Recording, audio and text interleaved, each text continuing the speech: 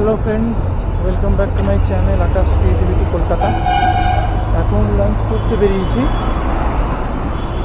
সবাইকে good afternoon. সবাই office কী lunch করছো কমেন্ট করে জানা।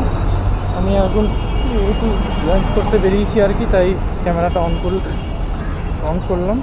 আর হ্যাঁ, এবারটা তোমরা জানাও যে তোমরা কী কী করছো। ওকে, আমি যাই। এ দেখো হাঁটছি, এটা পার্ক স্ট্রিট ব্রিজ, এটা ওপরে এখান থেকে হাঁটছি। আর এটা government art and craft college.